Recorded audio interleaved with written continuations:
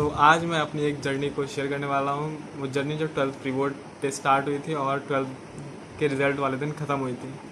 तो सबसे पहले मेरा नाम आनंद है और करंटली मैं अपने ग्रेजुएशन के सेकेंड ईयर में हूँ from Hansraj college, Delhi university. और बचपन से मैं एक एवरेज स्टूडेंट रहा था। मैं कुछ ज़्यादा पढ़ने में एक्स्ट्रा ऑर्डिनरी नहीं था। एक आइडिया जैसे कि जो मुझे याद है कि एक बार 6th क्लास में हमारा कोई प्रैक्टिकल हो रहा था, तो हमारे टीचर हमसे क्वेश्चन पूछे थे और मैंने कुछ ज़्यादा आंसर दे दिए थे।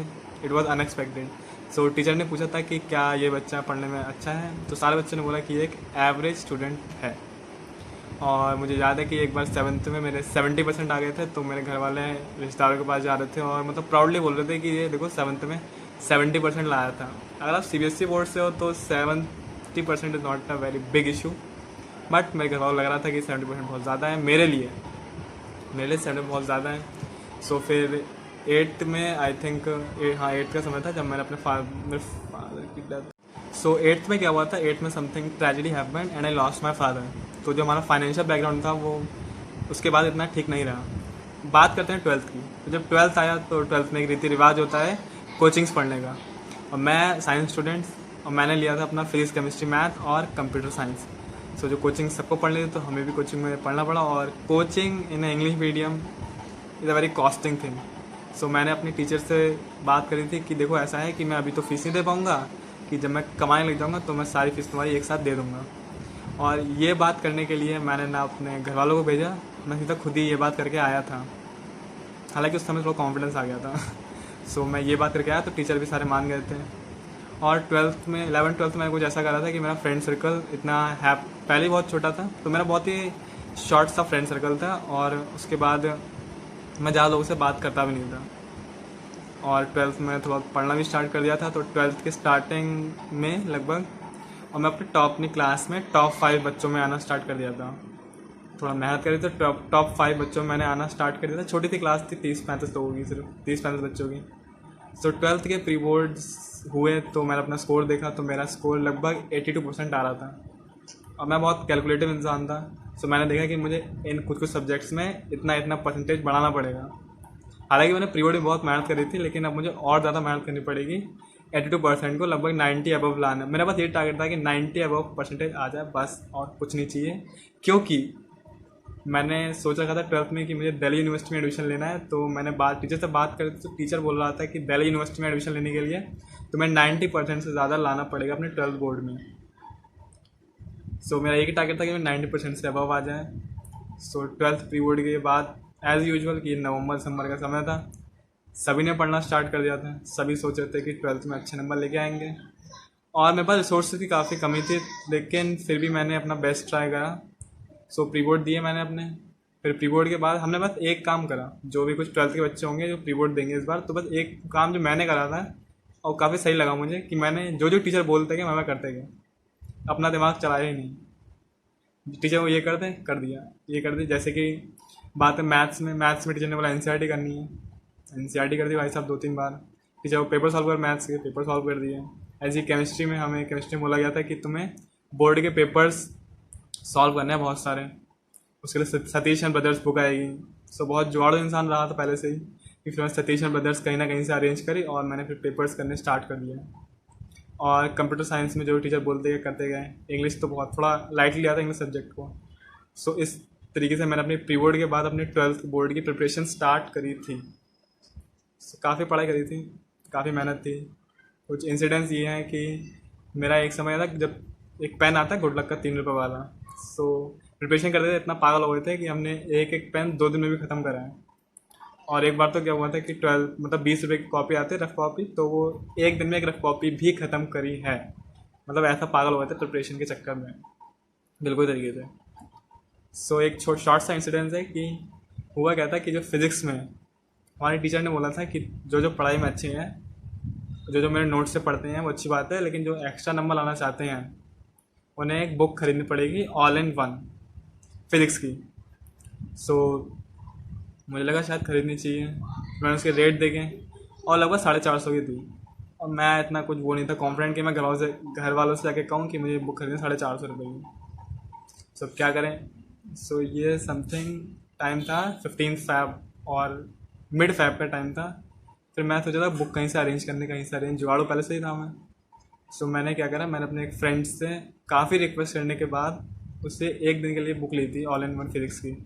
हालांकि उस टाइम पर बच्चे बुक्स दे नहीं रहे थे, लेकिन वो थोड़ा सही फ्रेंड था, तो मैंने उससे एक दिन के लिए फिजिक्स की ऑल इन वन बुक ली थी।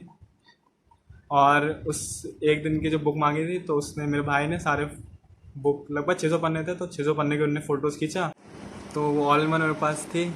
लेकिन एक बार क्या हुआ, मैं अपने फिजिक्स टीचर के पास गया कुछ क्वेश्चंस पूछने के लिए।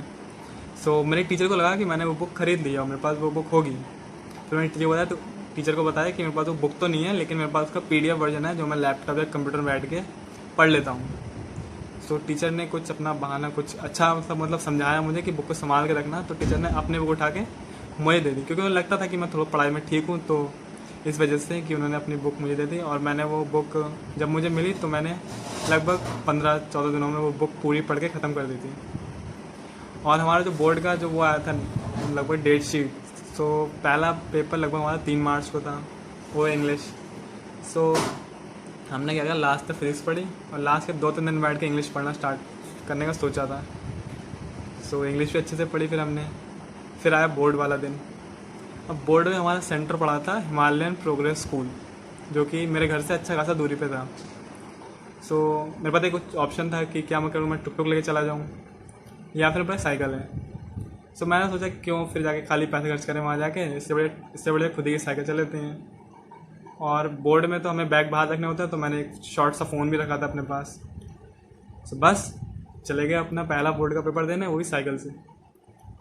बहुत डरे हुए हैं, और डर को दूर करने के लिए मैंने मतलब जब भी साइकिल से जाता तो मैं अपने हेडफोन्स ला के चले जाता था बोर्ड के पेपर देने के लिए। और हेडफोन में ही गाना अच्छे अच्छे बजते रहते थे, और वो भी रोमांटिक, ना कि कुछ ज़्यादा तड़कता पड़ता, रोमांटिक सॉन्ग सुन के साइकिल चला के रोड पर आराम से चल दिए। वहाँ डर भी बहुत लगता था, अरे भैया साइकिल ख़राब हो गई या फिर बोर्ड का पेपर मिस हो गया तो पूरा साल भी बर्बाद हो सकता है। लेकिन फिर क्या करें, थोड़ा कॉन्फिडेंस था, चले गए साइकिल से बोर्ड का पेपर देने के लिए। अब वहाँ जब पहुँचे, पहला पेपर था। सो उस समय मेरे जो फ्रेंड्स के, जो पहला से ही मेरा फ्रेंड सर्कल बहुत शॉर्ट था, तो वहाँ से मेरे फ्रेंड से भी कनेक्शन थोड़ा ठीक वीक होने लग गए, मतलब ज़्यादा बात होती नहीं थी। But it's okay. तो मैं वहाँ 12वीं बोर्ड में फ्रेंड सर्कल पहले शॉर्ट था, तो मैं सीधा अकेला ही था लगभग वहाँ पर अपने हेडफोन्स के साथ, और साइकिल से पहुँच गया था थोड़ा टाइम पहले कि मैं इतने बजे निकलूँगा, तक 10-15 मिनट पहले मैं पहुँच जाया करता था गेट खोलने से। सो मैं साइकिल भी पार्क कर दी स्टैंड पे, और वॉचमैन से कह दिया कि साइकिल का थोड़ा ध्यान रखना। अब वहाँ भैया जब देखा पहली बार बोर्ड के पेपर वाले दिन, सो वहाँ देखा, वहाँ सब लोग आए हैं अपने दोस्तों के साथ, फ्रेंड्स के साथ, और मैं वहाँ अकेला अपने ईयरफोन के साथ खड़ा हूँ। सो वहाँ धीरे धीरे स्कूटीज़ आ रही हैं, बाइक्स आ रही हैं, कुछ कार्स आ रही हैं, एक आध तो बस भी आ गई थी। सो वहाँ जो हमारे मेरी क्लास में जो अच्छे बच्चे पढ़ने में थे, सो वो लोग आए थे अपनी कार से, मतलब अपनी कार से नहीं, उसके पापा आए थे कार से छोड़ने के लिए, वो भी अपनी पूरी मंडली लेके। तो वो सब वहाँ डिस्कशन चल रहा है, और वो सब देख के मैं और अंडर कॉन्फिडेंट फील करूँ कि अरे यार मुझे तैयारी है नहीं है, या मुझे कुछ आता है, मैं कुछ भूल तो नहीं रहा हूँ। इंग्लिश का पेपर था पहला, डरे डरे। सो वहाँ गए अंदर, सब बोर्ड के सब रूल्स फॉलो करे, देखा रूम नंबर कहाँ है। तो ऐसे पेपर तो ठीक ठाक हुए थे, पेपर तो सारे ठीक ठाक हुए थे, तो ये भी इंग्लिश का भी ठीक ठाक हुआ।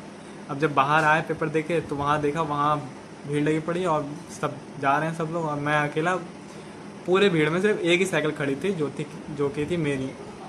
तो ऐसे हमने साइकिल से गए हैं बोर्ड का पेपर देने के लिए, और ये कोई 2007 नहीं है, 2009 नहीं है, 2019 की बात है। सो इंग्लिश पेपर ख़त्म हुआ, 3 तारीख को था, और इसके बाद फिजिक्स का था तुरंत 5 तारीख को, एक दिन की छुट्टी के साथ। सो हमें पता था ये सब, पहले डर तो पहले बहुत लग रहा था। सो मैं तैयारी पहले से ही थोड़ी बहुत ठीक ठाक कर रही। ऐसा फिजिक्स का पेपर दिया। फिजिक्स का पेपर तो भैया तो उड़ा दिया उस पेपर में, मतलब अच्छा खासा टफ आया था, अच्छा खासा घुमा हुआ आया था। फिजिक्स के पेपर देने के बाद मैंने देखा यार, जो मेरा एक्सपेक्टेड रिजल्ट था वो तो और गिरता चला गया। जहाँ मैं फिजिक्स में 60 अबव एक्सपेक्ट कर रहा था, वहाँ तो 50 तक आना बहुत बड़ी बात है। तो मैंने सोचा कि अच्छा ये तो हो गया है, चलो अब आगे देखते हैं, मेहनत करनी है आगे इसमें। फिजिक्स के बाद फिर था हमारा केमिस्ट्री का पेपर। और एक बात बता दूँ कि कई लोगों को क्या होता है कि ऐसा कईयों के साथ हुआ होगा, स्टूडेंट्स के साथ, कि पेपर हाथ में आए और ब्लैंक हो गए। ये मेरे साथ बहुत ज़्यादा हुआ है कि पेपर हाथ में आते सब कुछ नहीं आता, सब कुछ ब्लैंक। सो ये डर दूर करने के लिए कि ये ऐसी चीज़ बोर्ड में ना हो जाए, तो इसके लिए एक टिप है कि मतलब पहले से ही बहुत सारे पेपर सॉल्व कर लो, सो दैट कि हम इस चीज़ से फैमिलियर हो जाएं कि ब्लैंक ना हो बार बार। और तुम बहुत सारे पेपर सॉल्व कर लोगे तो तुम्हें आइडिया हो जाएगा पेपर कैसा आता है, और तुम ब्लैंक होने के चांसेस काफ़ी हद तक कम हो जाएंगे। केमिस्ट्री मेरी अच्छी थी, तो केमिस्ट्री में तो झंडे गाड़ दिए थे, सच में टच कह रहा हूँ। अच्छे से पढ़ी थी केमिस्ट्री का पेपर अच्छा हुआ। उसके बाद 18 तारीख को मैथ का पेपर था। 18 तारीख समथिंग हैपन्स कि मैं अपनी लाइफ में कभी नहीं भूलूंगा। इसके लिए एक शॉर्ट स्टोरी कभी और बनाएंगे वीडियो उसके लिए। 18 तारीख को बोर्ड का पेपर हुआ। मैथ्स का पेपर देने के बाद हमारा जो फाइनल पेपर था उसमें लगभग 10 दिन के गैप था, और जो कि था लास्ट कंप्यूटर साइंस।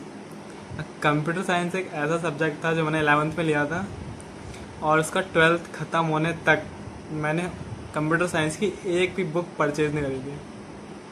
पता नहीं क्या रीज़न से, कहीं ना कहीं जुगाड़ हो ही जाता था बुक्स का। कभी टीचर से मांग लिए, कभी दोस्तों से मांग लिए, कभी PDF से पढ़ लिए। सो ये था 11th से स्टार्टिंग से 12th के एंड तक मैंने एक भी बुक नहीं ली। अब 12th के एंड में मतलब ये ट्रिक सब लोग अपनाने लग गए थे, तो टीचर की बुक पहले ही चली गई थी। तो अब 12th में पढ़नी है चाहिए, तो बुक कहाँ से जुगाड़ करें, क्योंकि मैं हमेशा तो टीचर पे डिपेंडेंट था। अब ये ट्रिक सारे बच्चों ने अपना ली, तो कोई बुक खरीदना नहीं चाह रहा था, और टीचर की पहली सारी बुक्स चली गई थी जो हमारे स्कूल के टीचर थे। सो मैंने फिर जुगाड़ लगाया कि मेरे घर के आसपास एक हिमालयन का CS टीचर रहता है। सो हिमालयन का CS का टीचर रहता है, तो मैंने फिर उससे जाके बुक मांगी थी। और मैं कभी उन्हें जानता नहीं, ना मैंने कभी उन्हें विश करा। मुझे इतना पता था कि मेरे घर के पास इस घर में हिमालयन का CS के टीचर रहते हैं। सो जाके मैं उनसे एक्सीडेंटली गया, बात करी, तो उनसे बुक मांगी, तो उन्होंने मुझे एक बुक दी थी, चैप्टर वाइज समथिंग करके थी। और वो बुक मैंने 10 दिनों में पूरी कंप्लीट कर दी थी। 10 दिनों में कंप्लीट करी। मेरे टीचर ने भी अच्छा पढ़ाया, और ये सब करने के बाद हम जब CS का पेपर हो गया, और जो कि काफ़ी अच्छा हुआ था। सो इस तरीके से मेरा अपना 12th कंप्लीट हुआ। हालांकि मेरे पास रिसोर्सेज कम थे, लेकिन मैंने हार नहीं मानी कभी, कि कभी किसी अपनी सिचुएशन को देख के रोया नहीं कि क्या हो रहा है ये सब, ऐसा कुछ नहीं। बस अड़े रहे और लड़े रहे। इस तरीके से हमने 12th करा। और जब रिज़ल्ट आया तो PCM, मेरा फिजिक्स केमिस्ट्री मैथ में तीनों में 95 थे, और CS में मेरे 97, और इंग्लिश में मेरे 85, जो कि मेरे लिए तो लगभग मतलब यकीन करना ही बहुत मुश्किल हो गया था जब रिज़ल्ट आया था। And I got 93.4% in 12th। मज़े की बात यह है कि हमारी क्लास में मैं सेकंड नंबर पे था, जो कि टॉप 5 से बच्चा उठ के सेकंड नंबर पे आया था, और वो भी ऐसे तो बोर्ड का पेपर दिया है इतने कम रिसोर्सेज के साथ। सो मतलब एक सीख लेना चाहता हूँ वो यही ले सकते हो कि अगर तुम्हारे रिसोर्सेज की कमी है, वो उससे डिपेंड नहीं करता, बस तुम्हारी इच्छा शक्ति होनी चाहिए किसी चीज़ को करने की। और वहाँ फिर मैंने जो 93.4 स्कोर करा, काफ़ी खुश हुए सब लोग। हालांकि मेरे ख़ानदान में कभी किसी ने इतना स्कोर नहीं करा है, मैं ही हूँ जो 93.4 स्कोर करा है। देखते हैं रिकॉर्ड कब तक कायम रहेगा। और फिर उसके बाद एडमिशन लिया अपना, और right now I am in Hansraj college, Delhi university. और हंसराज कॉलेज ठीक ठाक है, अच्छा मिल गया कॉलेज। दिल्ली यूनिवर्सिटी का सपना था, वही पूरा हो गया। सो ये थी शॉर्ट सी स्टोरी मेरी 12th की जर्नी की। So thank you for watching it till the last.